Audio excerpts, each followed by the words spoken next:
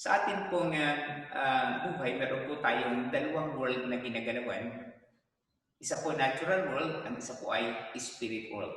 So both side po ay pinupuntahan po natin sapagkat sa natural world po, meron pong hangganan ang ating kakayanan. Kaya nang may problema po tayo, parang pag may problema po, the end of our life. Pero hindi po. Sa dulo po ng hangganan ng ating kakayahan, naghihintay ang Diyos. Lagi po siya naghihintay po sa atin upang ipakita po ng Diyos sa atin ang kanyang habag. Nang ibig sabihin, ipinapaalam po sa atin na tayo po ay kailangan na mabuksan ng spiritual eyes. Kasi dahil may hangganan po ang daigdig po ito, biniyayaan po tayo ng Diyos ng isa pang daigdig na kung saan doon ay walang imposible. Kagaya po sa panaginip, walang imposible po. Pero sa natural world, laging pag may dumadating na problema, parang end of the world na. Pero praise the Lord, problem is not the end of life. Problem is the beginning of life. So now, sa ating paglapit po sa ating sa banal na trono ng Diyos, kailangan meron po tayong deepest desire at huwag tayong magkakaroon ng pag-aalinlangan. Kung ating babalikan ng verse at isa-isahin po natin, ang sabi po dito, let us therefore come boldly to the throne of grace. Yung po yung unang-unang sinasabi ko, let us then come, therefore, come into the throne of grace with confidence. Ano po ang magbibigay po sa atin ng confidence na tayo po ay makalapit sa kanyang banal na trono? Una, kailangan makilala po natin si Jesus. Sino nga ba si Jesus? Nagpakilala po siya sa atin, hindi lang po sa salita, kundi nagkatawang tao siya. At nung magkatawang tao siya, ay pinakita niya ang pagmamahal ng Ama sa atin. Yun ba yung bakit siya pumunta po dito? Kasi po, marami na pong nagtuturo. Sinasabi po nila na ang Diyos ay pag-ibig. Sinasabi po na ang Diyos ay meron pong kahabagan. Sinasabi po nila na mahal tayo ng Diyos. Pero ang buong mundo, hindi kakaunti po ang nakaka-recognize na ang Diyos ay pag-ibig. Kasi nga po, meron pong batas ang Diyos. Na itong batas po ito, ang para bang humahadlang sa tao na hindi siya mahal. Sapagkat nilagyan po ng Diyos ng batas ang lahat ng rules upang ma-guide po tayo sa 100 na ating patutunguhan. Kagaya din po ng paglalakbay, meron tayong navigator. At minsan yung navigator, makulit po. Pag napas tayo ng daan, ang kulit niya. Bumalik ka. Minsan naiinis po tayo. And minsan pag tinurn off po natin yung navigator, nawawala tayo. The same is true sa ating buhay. Kaya po, ano nga ba ang kinalaman nitong law at saka yung grace? Nakita niyo po ang grasya po ng Diyos ay lalo pong nagniningning. Ang grasya po ng Diyos ay lalo pong lumilinaw kapag meron pong tinatawag po na rules or batas. Gagaya din po sa ating tahanan, bakit ang mga magulang ay mayroong rules sa bahay? Kasi upang makita nila na concern siya sa iyo.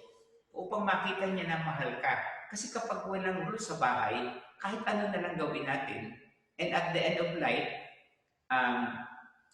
naalala ko po yung hindi maganda yung kanila pong naalala ko po one time na meron pong isa pong nag-post na isa pong inmate. Siya po ay nasa death row. And bago po siya isalang po dun sa final execution, sabi niya, pwede ba akong bigyan niyo ako ng papel at saka ballpen? Susulat niya siya sa kanyang mama, sa kanyang mother. At alam niyo po ba ang isinulat niya? Ang sabi po ng kanyang anak sa kanyang mama, dapat magkasama tayo dito. Dahil nung panahon na ako ay nagkasala, tinolerate mo ako. Hindi mo ako winarningan. Maraming panahon na ako'y nagkamali, pero hindi mo ako kinorek. Hanggang sa lumaki ako, ang alam ko ito ang tama. Ngayon, nasa dentro ako. Mama, sana kasama kita. Dahil hindi mo ako binigyan ng warning. So, iyon po yung laman ng sulat niya sa kanyang ina. At yun po ang iniwan at kung mabasa ng kanyang ina, na-realize niya na kaya pala maganda po na mayroong rules to live by. Kaya mapapansin ninyo po, bakit may grace? Dahil meron pong batas. Meron pong Old Testament. Ang Old Testament po ay hindi po sinulat upang pawalan ng bisa. Ang sabi po ng Lord, I am the Lord your God, I change not. So kaya po na pansin po natin na pumunta po si Jesus dito not to abolish the law, but to fulfill the law. Now, para lang maunawaan po natin ito pong throne of grace. Now, bakit sinabi po ito? Let us, therefore, come into the throne of grace. Ano po itong trono ng biyaya ng Diyos? Ito po yung inilaan ng Diyos po sa atin upang tayo po na namuhay po dito sa lupa na may hangganan. Bakit nilagay ng hangganan tayo? Kasi kapag walang hangganan po tayo, habang buhay po tayo magdurusa. Papayag ba kayo na habang buhay ay trabaho kayo ng trabaho? Papayag ba kayo na habang buhay ay dyan lang tayo na nasa abroad at hindi natin nakita hindi natin nakasama ang ating pamilya? Papayag ba kayo na habang buhay may sakit? Papayag ba kayo na habang buhay lagi tayo may away, lagi tayong mayroong pong conflict? At ang mga bagay po yan ay bakit nagaganap? Sapagkat nalilimutan po natin na balikan po ang rules, ang batas. Inilagay po ng Diyos po yan sa atin dahil alam po niya na dito sa daigdig nito ay meron tayong dinadaanan na madilim. At ang daigdig po ito, tayo po ay sinilang na bulag. Akala po natin nakakakita po tayo, pero mapapansin niyo po, ang mga tao kahit mali, ginagawa niya. Bakit? Sapagkat bulag siya. Ang tawag po doon ay spiritual blindness. At dahil may spiritual blindness, ang Diyos po ay nag-provide muli ng pagkakataon na babuksan ang ating spiritual eyes na yung pong mga mali ay makita po natin. At pagkatapos makita natin, in-empower po tayo ng Diyos upang itong mga mali na ito ay hindi natin gawin. The same is true. Sa ating buhay po, meron tayong mga magagandang plano. Meron tayong pinaplanong business, may pinaplano tayong mga pupuntahan. Pero sabi ng Lord, do not lean on your own understanding. In all your ways, acknowledge Him. And He shall direct your path. So yung po, bakit may problema? Why God allowed us to have problem? God allows us the problem to direct us, i-direct po tayo. Ikalawa, to correct us. Okay? To inspect us. I-inspect po tayo kung talagang tayo ay matured na, kung tayo okay na, kung tayo pwedeng bitawan na, and then to correct us. Pag na-correct us, na-correct na po tayo, then makikita po natin doon, yun pong tinatawag po na to perfect us. Kaya makita niyo po, count it all joy when you face trials of many kinds. Sapagkat itong trials na pupulos ng perseverance. Perseverance, naayos ang ating character. And then, naaayos po yung ating faith at tayo po ay nagiging ganap na tao. Yun po yun. Ano po sinasabi ganap na tao?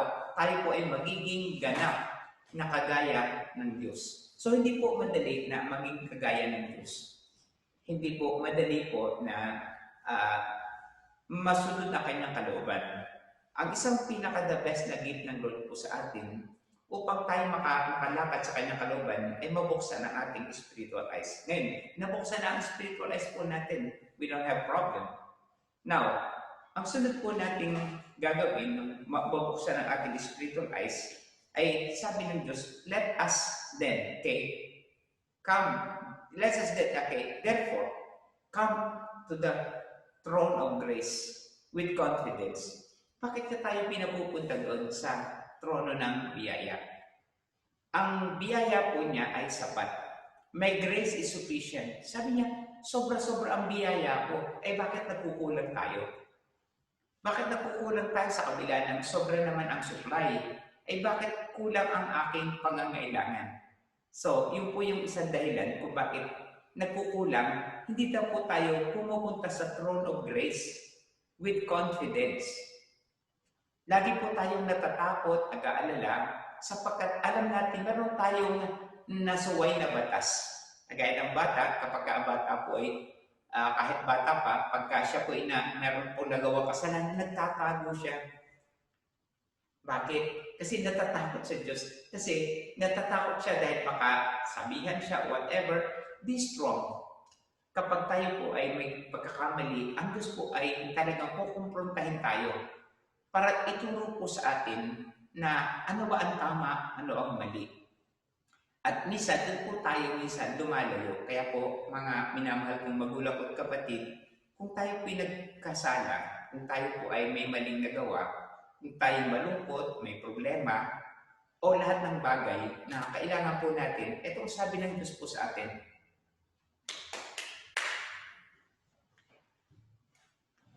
Ito po ang sabi ng Diyos po sa atin.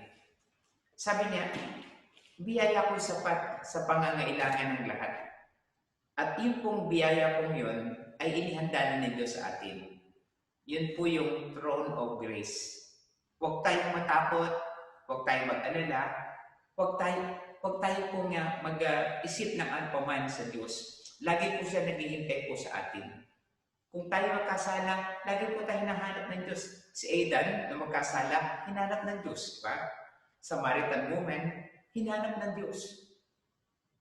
At may mga tao naman po na ang akala po nila sila po ay righteous, sila po ay mabait, respetado, edukado, pero dumating sa realization po, dahil po nabuhay ni Nicodemo, na kulang ang aking katalinuhan, kulang ang aking kaalaman. At dahil doon, hinanap niya ang Diyos at natagpuan niya. Kaya nagkaroon siya ng personal na relationship sa Diyos, nagkaroon siya ng encounter sa Lord, at siya ay nakalapit sa trono ng biyaya at yung grace ay natagpuan po niya. Ano po yun? Sabi po ng Ephesians chapter 2, verse 8 and 9, sabi po doon, but for by grace, you've been saved. Nakita niyo po, yung pong pagiging Kristiyano po natin, yung pagiging anak ng Diyos po natin, yung pong kapatawaran po na natanggap po natin, ito po yung nakuha natin by grace, hindi by work. Kasi kung by work, gagawin natin lahat ng nakasulat sa Old Testament, wala pong nakagawa niya. For all have sinned and come short to the glory of God. But the gift of God is eternal life through our Lord Jesus. So ngayon, ito po yun. Ngayon, tayo po ay Christian na. Okay, andito na po tayo. O ang marami po sa atin, Christian. Pero ano nga ba yung Christian? Hindi natin naunawaan kung ano talaga yung word na Christian. Pag sinabing Christian, to die is gain and to live is in Christ. Kasi lagi ko pong naulit po sa inyo na tayo pong namumuhay dito sa lupa, eh hindi ko talaga tayo taga dito. Kagaya ng ating Panginoon Kristo, namuhay lang po siya dito ng sandali. Maaga niyang natapos ang ministry, kaya bumalik na po dyan sa another world na ating pong destinasyon. The other world po ay the spirit world. So, ngayon, sundan po natin. Gano'ng kahalaga po itong grace nito? Number one, ito po ang nagdala po sa atin na tayo po ay naligtas. But for by grace we've been saved through faith. It is not of yourself. It is the gift of God. So, tayo man po ay nakakilala at sa pagkakilala natin sa Diyos, tayo nagkakasala pa din, huwag tayo matakot bumalik. Yun po yung pinapaabot ng mensahe sa atin ng Diyos dahil ang Diyos po ay Diyos ng pag-ibig. One of the best example na sinasabi ko din the prodigal son, nagkasala. Napakasama na ng ginawa niya. Ilubos niya na, nilustan niya na ang lahat ng kanyang mga kayamanan. Pero ang makita po natin dito, ito pong prodigal son ay lumapit Okay, come boldly, okay, to the throne of grace. Why? Kasi po lumaki po siya na kanyang magulang, iginagayad po siya, tinuturuan po siya sa tamang daan. Ayaw niya, ayaw ko niyan, gusto ba rin akong alam dahil ibigay mo sa akin ang kayamanan, i-bless mo na lang ako na bahala sa buhay ko. So, marami po sa atin ngayon ay Christian, pero na-bless po siya. Marami siyang kayamanan, marami siyang negosyo, marami siyang pera. Akala nila pagka marami ng pera at marami ng lahat na nabibili niya ay eksakto na siya. Tatandaan po natin na may hangganan yung pera mo, may hangganan ang iyong buhay. Kaya sabi po sa isang mayaman, sabi niya sa Bible, sabi niya, napakadami ko ng pera, magtatayo pa ako ng another bangko, magbubukas pa ako ng another account, maglalagay pa ako ng bagong negosyo, at mamamasal ako sa buong mundo. Ano ang sabi po ng Diyos sa kanya? Hangal. Ngayong gabi, kukuhanin ko ang buhay mo. So, nakita po natin, so may kontrol ng buhay. Kaya, napapansin po natin, ang buhay ni Nicodemo ay isang malaking halimbawa po sa atin. Maging moral ka man, maging respetado ka, maging edukado, at napakarami mong alam, hindi lang kundi maging sa Biblia, you still lacking one thing. Kaya kailangan natin ng grace, na yung kaligtasan, makukuha lang po natin by grace, through faith. Okay, faith comes by hearing the word of God. So, nung matanggap po natin ito, may enjoy na po natin. Pero ano po ba yung mercy? Bakit kailangan meron pong mercy? Then we go to the next verse. Okay? Ulitin ko po, verse 18. Let us, verse 16, I'm sorry. Verse 16, let us therefore come boldly to the throne of grace. So meron po tayong confidence. Let us then come to the throne of grace with confidence. Yung pong pagkakilala po natin kay Jesus, kung sino siya, yun po ang magbibigay po sa atin ng confidence o lakas ng loob na bumalik. Kagaya ng prodigal son, malayo pa, hindi pa siya nakababalik, pero nag-decide siya sa kanyang sarili at na-realize niya na yung lahat ng kayamanan sa digdig nito ay kulang. What a man shall profit if he gain the whole world and loses his own soul? So ngayon, talakayin po natin yung pong mercy. Sabi po dito sa ating tinatalakay, to the throne of grace, that we might obtain mercy and find grace. That we might obtain mercy. Mercy. So ano po ba yung mercy? Ang ating Panginoon Kristo po, nang siya po ay pumunta po dito sa lupa at nag-umpisa ang kanyang earthly ministry, na doon punong-puno siya ng kahabagan. Punong-puno siya ng pag-ibig. At nung makita niya ang mga tao na nagkakasala, at ang tao po nakita niya ay meron pong bandages, meron pong mga tanikala. Bulag ang tao po ay meron pong walang laya. Ang akala ng tao na hindi siya nakakulong. Akala ng tao malaya siya. Pero nung makita, dahil si Jesus po'y bukas ang spiritual eyes niya, nung makita niya ang mga tao, sabi niya parang tupa na walang baston. Bakit niya nasabi yun? Kasi nga ang tao, kita niyang mali, patuloy niyang ginagawa. Gaya po nitong adulterous woman. Alam niyang mali, bakit niya ginagawa? Bakit nga ba ginagawa? Kasi nga po, wala po siyang lakas. Wala siyang kapangyarihan na makaalis sa bandages na yun sapagkat ano ang dahilan bakit niya napipilitang gawin? Bakit niya napipilitang gawin ang mga bagay na hindi dapat gawin? Dahil sa pangangailangan. Kita niyo po sa ating buhay, bakit natin nagagawang iwanan ang ating mga mahal sa buhay? Bakit natin nagagawang lumayo? Dahil meron tayong pangangailangan. Yun po yun, to meet all our needs. Naalala niyo po ang buhay po ni Jacob. Ito din ang the best example na sinishare ko sa inyo na grace and mercy. Si Jacob po, nagaya din natin, na hindi pa isinisilang, iba na po ang utak niya. Gusto lagi niyang number one sa pamagitan ng kanyang lakas. Hanggang sa dumating ang time, siya po ay naging nagkahaman.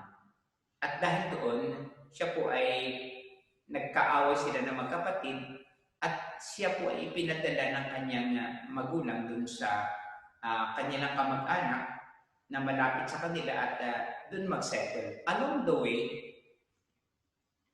naubusan na po siya ng pagkain. Tingnan niyo po ang ginawa po niya, no? Naubusan siya ng pagkain. Wala na siyang resources. Wala na po siyang paraan na siya po ay mabubuhay. Pero alam niyo po ba ang panalangin niya? Sa aklat ng Genesis po. Sabi po ni Jacob, nung wala na siyang maasahan. Ito yung kaibahan po ng tao na may relasyon sa Diyos. Bagaman nasira, nakaranas siya ng relasyon sa Diyos. Ano ang sabi po niya? Kung ako'y bibigyan mo ng pagkain, okay, damit at tirahan, at sasamahang makabalik sa bahay ng aking ama, ikaw ang magiging Diyos ko. Oo.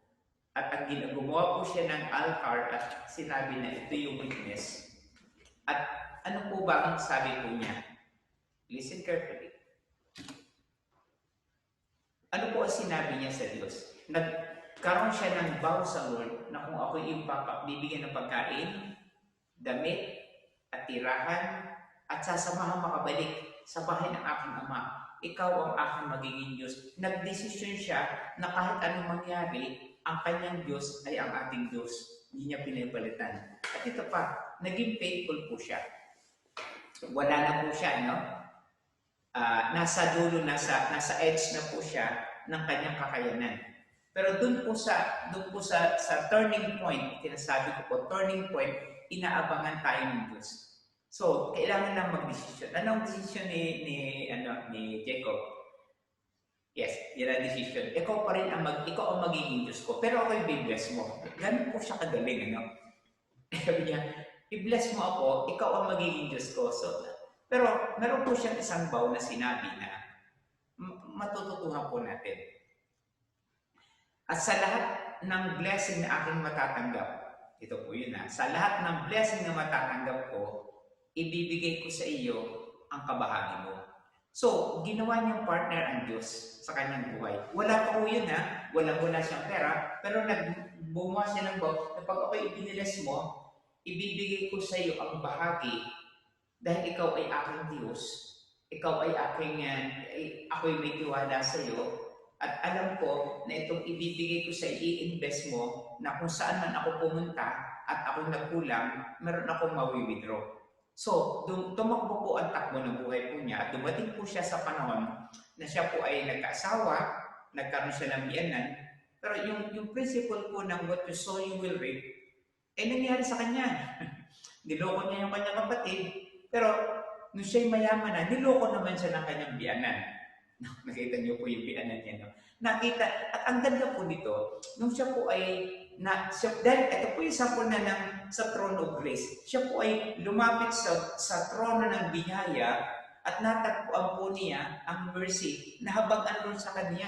Nung siya niloko ng kanyang biyanan, meron pong grace, meron pong mercy na kasama niya. Nagtataka po itong si Laban, sabi niya, bakit mo dumating ito? Sobrang dumami ang aking kayamanan. Para bang bukas na bukas ang langit. Yan po yung pangako ng Lord, ano? Test me on this. If we will not open up the floodgates of heaven. Yun po yung pangako. Alam po yan. And then, ano nyo po ba nangyari? Ito po yung malinaw na resulta po ng paglapit po natin boldly with confidence to the throne of grace. May kasalanan, may kalokohang ginawa, pero gumawa siya ng vow na ikaw ang magiging Diyos ko, hindi kita papalitan. Basta ibabalik mo ko sa bahay ng aking ama at lahat ng aking blessing, ibibigay ko ang kabahagi mo. Kasi tayo po ay partner ng Lord. Sa bawat kikitain po natin, ang sabi ng Lord, itabi mo ang seed. Ako ang bahala diyan. Na kapag naubusan ka na ng blessing, pag lumapit ka sa akin, ibibigay ko yung seed mo. Magtanim ka rin. Niloko nga po siya niyan, in 11. So dahil kasama, kapapartner niya ang Diyos doon po sa lugar na yun at sinamahan siya, ano po ba ang nangyari? Lalo pong lumaki po ang kawan at binigyan siya ng wisdom ng Lord kung paano dadami muli yung kanyang tupa. At dahil doon, sa halip na ang mapangasawa po niya ay isa lang, naging dalawa. Kasi nakita niya, 7 years siya maglilingkod sa kanyang biyanan bago mapangasawa. Gano'ng kahirap during that time. Bago mo mapangasawa yung girlfriend mo, ay ikaw ay maninilbihan ng 7 taon. Ganun po kalupit that time. Ano? Ngayon naman, nag-text lang. Wala akong masabi. Pero that's it. Ito na po yung buhay. Ngayon, na-extend po siya dahil sa nakita po ni Laban na may blessing siya, may grace, may mercy na kasama itong taong to. Kailangan hindi siya umalis. Kailangan mag-serve pa siya sa akin ng 7 taon. Kaya niloko uli siya. Na-trick naman siya ni Laban sa halip na ang kanyang ibigay na asawa ay si Rachel. Okay? So, ibigay sa kanya si Leah. So, na-extend pa siya ng 7 years. So, nakita niya, nagustuhan siya ng biyanan niya dahil may dala siyang blessing. Kapatid, kapag tayo nakalapit sa throne of grace and mercy, tatandaan nyo, kahit saan kayo pumunta, pagkapalain ho ang inyong amo. Agaya po ni Jacob.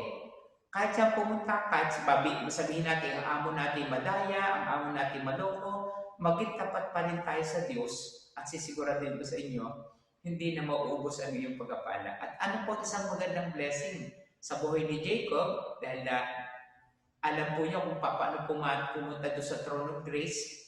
And ano niyo po ang nangyari sa kanya? Nung siya po ay mayaman na, umalis na po siya doon sa kanyang biyanan. Nag-end up po siya sa maling plano. Sa halip na, asawa niya po ay isa, naging 4 ang kanyang asawa. Naging 13 ang kanyang anak, namatay ang isa. At nung siya po ay babalik na sa bahay niya, sinalubong siya ng kanyang kapatid na papatayin siya. Pero alin niyo po, though I walk to the valley, the shadows of death, I will fear no evil, for you are with me. Why? Kasi po, nung time na yon, siya po, alam po niya ang kanyang kapatid ay lumaki po na ang isang plano ay patayin siya. Nakita niyo? Kasi nga po, niloko niya. Pero dahil doon, iniligtas pa rin siya ng Diyos sa kamay ng kapatid niya. Why? Natuto siya pumunta sa throne of grace. Hallelujah. Okay? Natuto siya at may confidence siya. Why? Kasi bakit siya may confidence? Meron siyang relasyon sa Diyos eh. Lagi po siyang tapat sa Diyos. Financially, tapat po siya sa Diyos. Kaya nung siya po ay alam po niya na makakaharap niya ng kapatid niya, ang kapatid niya warrior. Ang kapatid niya talaga nag-train po talaga ng army, patayin siya. Yun po yun. Pinagpala pa rin po siya dahil sa pangako sa kanyang magulang. Ano yun po ang ginawa ni Jacob? Siya po'y lumuhod. Okay? At pagkatapos po siya, come boldly, with confidence. Lumapit siya na lalaki, bumaba po sa ang angel, bumaba po ang Diyos at kinonfronta siya. Remember the word? Confront. Kinonfront po siya. At ang sabi sa kanya, who are you? Sabi po ni Jacob, sino ka? Ang sabi ni Jacob, di wrestle pa rin po sila. Ibig sabihin, patuloy po rin siyang ipinagtatanggol ang kanyang sarili. Ako si Jacob, ako'y ganito, ako'y pinagkapala ng Diyos. Madaling araw na, hindi pa sila tapos. Anong ginawa ng angel? Binalian siya ng tadyang. Sabi ako, sino ka? Ako yung mandaraya. Yun ang inihintay ko sa iyo. So, nakita niyo po, kinonfront ng Diyos si Jacob, hindi siya in-excuse, okay? Hindi rin siya in-accuse. Pero nung sinabi niya na ako'y mandaraya, that time, na bago po, biniles po siya. Nakita niyo? Ibiniles po siya. At alam niyo, ang blessing sa kanya, hindi lang finances. Yung pong puso ng kanyang kapatid na meltdown. Why? Sapagkat kung makikita niyo po yung kwento po nito, alam ko sa inyo po, para lubusan yung maunawa nito, umating kayo encounter. Malalim po namin tinatalaki ito at paulit-ulit namin sinasabi upang makapunta po tayo sa throne of grace. Ano po nangyari po doon? Dahil bumaba po sa kanya ang Espiritu ng Diyos, ibiniles po siya. At alam niyo po ba ang sabi po ng kanyang kapatid nung makita? Nung makita niya ang kapatid, ang nakita niya ay pabuha siyang anghel. Nakita niyo, galit na galit po yung kapatid niya, pero nung siya po makapasok sa throne of grace, okay? Ang tingin ng kanyang kapatid sa kanya, napapatay sa kanya, ay isang anghel. Oh, and that's great. So, kung ano man po ating mga sitwasyon ngayon, may mga taong galit po sa atin, may taong tatandaan nyo kung mabuti kapag natutuhan po natin itong mensahe po ito, yung lahat ng kaaway na gusto tayong patayin, gusto tayong siraan, gusto tayong wasagin, pagkatapos ng maabot yan, ang tingin sa iyo ay mukhang anghel. Amen. Palakpakan po natin. And that is my message today. Alam ko po na ilang beses ko nang itinuro ko ito, pero alam niyo po ba yung kakaiba po o revelation? I am so blessed. And now, almost done na po sa mensahe ko sa inyo. Balikan po natin ang verse.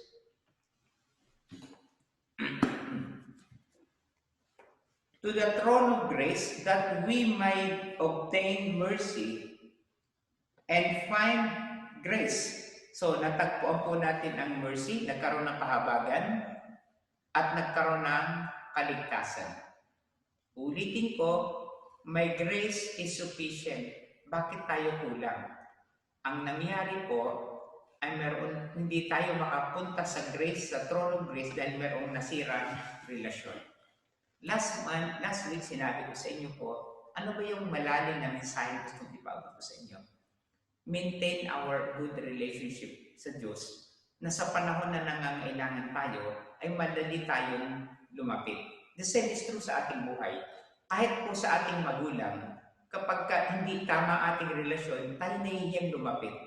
Kahit sa ating kapatid, pag hindi tama ang relasyon, ay mas mabuti pang sa iba. Bakit? Dahil sira ang relasyon. Eh bakit hindi natin ayusin? Today is the day that the Lord has made. Akala niyo po ba ipapasok tayo sa langit kung hindi natin maaayos yung ating relasyon dyan? Dahil sa langit po, kaya po may mga room doon, probably, I personally believe na syempre gusto mong makasama ang mga mahal sa buhay mo na namatay, ay magkakasama tayo dun sa room. Eh kung tayo dito yung magkakagalit sa lupa, sa palagay nyo ba, magkakasama-sama tayo, pagsasamahin tayo nandun sa room, magulo dun sa langit. May ibang destinasyon pupunta. At yun po yung dahil na bakit kami nag-ahigisa. Para pumunta po tayo dun talagang pupuntahan po natin. Now, hindi ho pwede na may kaaway tayo dito sa lupa at yung kaaway po natin, kasama natin rin sa langit. Hindi po In my Father's house, meron po tayong room doon. Kahit sabi nyo na kahit ngayon, mga namatay nating kamag-anak, kaibigan, gusto nating magkita, sabi lang, see you in heaven. Magkita-kita tayo sa langit. Kayong namatay nila kaawa mo, sa palagay nyo magkasama kayo sa langit? I don't think so. So kaya, na panahon upang ma-realize po natin na sobra ang biyaya ng Diyos sa atin ngayon. Kaya, huwag nating sayangin ang pagkakataon nito. Huwag mo pahintayin ang bukas pa para sabihin natin bukas na ako lalapit sa throne of grace. Huwag mo nang i-extend ang kahirapan. Si Jacob po, nag-decision kaagad na lumapit sa throne of grace. Nasolve ang problema niya. Ang prodigal son, nag-decision siya na lumapit sa throne of grace at nasolve ang problema niya. Nakita niyo po? At sa ating kapanahonan, ito po yun. In the midst of COVID, may problema po, hindi po isang tao, the whole world. Meron pong direction na binabago ang Diyos po sa atin. Ano ang sabi po ng huling verse? Kung yung kalimutan ng verse ito, that we might obtain mercy, grace, that we might obtain mercy and find grace. Natagpuan natin ang grace. Niligtas tayo to help in time of need. Yun po yung purpose. To help in time of need. Yan yun po. Makikita niyo po the Bible story from simula po sa buhay po ni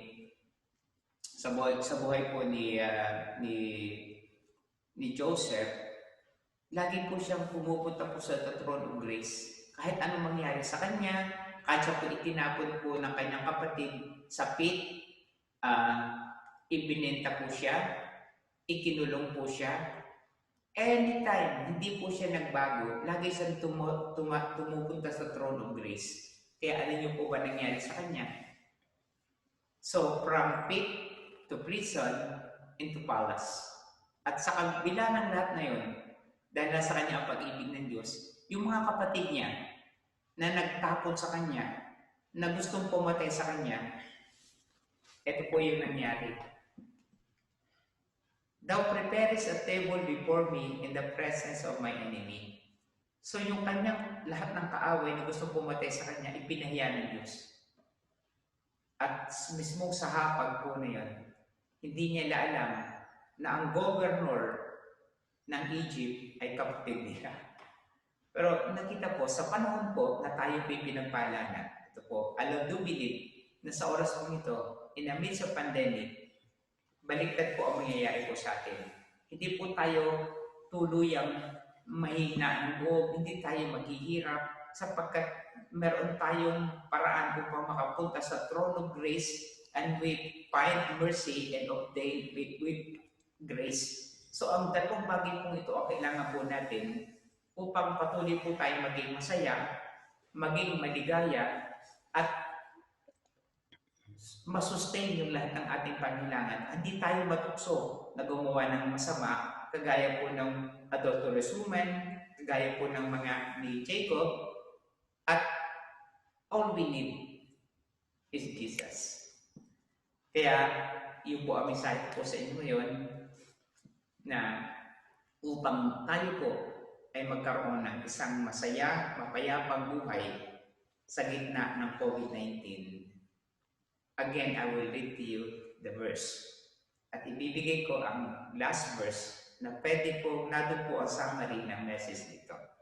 Okay, sabi mo dito, let us therefore come boldly to the throne of grace. And others translate, let us then, therefore come with confidence to the throne of grace, that we might obtain mercy, kahabagan po, and find grace to help in time of need. Now, sa verse po ito, meron pong summary po ito na ibibigay ko sa inyo at matatandaan niyo po. Sa pag-implement po natin ito, ang step by step upang makapunta tayo sa throne of grace is Psalms 23.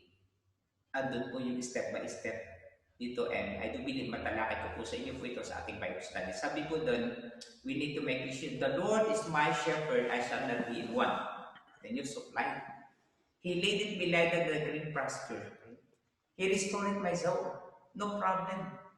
At nakita din po natin, though I walk to the valley of the shadows of death, I will fear no evil, for thou art with me. Pero nadin din po yung sinabi ko sa inyo po na, so, they rod and they stop, they comforted me. Iko-correct niya tayo. Gagay niya po tayo. Ito po yung maganda. At ang kailangan po natin upang magawa ito, He anointed my head with oil, and my cup runneth over financially, spiritually, everything, lahat ng kailangan po natin. At ang goal po natin talaga, ito, surely, goodness and mercy shall follow me. Hindi mo hahanapin, shall follow me all the days in my life, and I shall dwell and the house of the Lord forever and ever and ever. Amen. Amen. So sa pagbubukas po ng gawain ito, sa ating mga minamahal na magulang kong kapatid na nakatune in at makakarinig pa, don't let this opportunity pass you by. Let us therefore come to the throne of grace with confidence. At sa paglapit po nito, kailangan po natin na magpakumbaba. Hindi na natin kailangan na pilayan pa tayo gaya ni Jacob upang magpakumbaba. Huwag mo nang hintayin na maging prodigal son tayo para magpakumbaba. Today is the day that the Lord has made. Kailangan natin si Jesus. Namuhay po tayo sa daigdig po ito. Isinilang tayo sa laman. Upang mabuksan ang ating spiritual, kailangan tayo isilang sa spiritual. As many as those who believes in Him, He will give them the right to become the children of God. At kung tayo may kasalanan, ipahayag po natin ang ating kasalanan, siya tapat na tayo po ay linisin. At ang sabi po niya, for all have sinned and come short to the glory of God. Walang tao pong nabuhay na hindi nagkasala maliban sa ating pwede. Kaya sa oras po nito, iyahan po na tayo po ay tumayo sa inyong kinatatayuan. Itaas po natin ang ating kamay bilang paggalang at pagsabit ng ating sarili. Sabitin po ng ating labi ang maikling panalangin ito. Panginoong Sus, lumalapit ako sa iyo with confidence. Inaamin ko na ako naging makasalanan. Marami akong nasirang relasyon. Magulang, kapatid, kaibigan, katrabaho, amo. Patawarin mo. Pinatatawad ko din ang lahat ng tao na nagkasali sa akin. Gaya ng ginawa mo ngayon ng pagkapatawad sa akin. Tinatanggap kita at lubos ako nagtitiwala sa iyo, Panginoong Kristo, bilang sariling Diyos ko at tagapagligtas. Baguhin mo po ako sa aking masama ugali. Tulungan mo ko rin sa mga Espiritu. Buksan mo, Diyos, ang spiritual eyes na makita ko ang tama at ang mali. Puspusin mo rin ako ng pangyarihan upang magawa ko ang iyong kalooban. Ibaba niyo po ni inyong kamay ako ng pamananalangin. Salamat, Ama, sa buhay ng bawat isa. Na sa oras na ito, muli inirinyo mo, Diyos, ang galak sa aming puso. You restore the joy of our salvation. Huwag mo nang hayaan mo, Diyos, na mawalay pa kami sa iyong presensya. Without you, we can do nothing. Kaya amang banal, huwag mo iharap kami sa laypit na pagsubok. Liw mo kami sa masama, for thine is the kingdom, thy power, thy glory, forever and ever. Amen.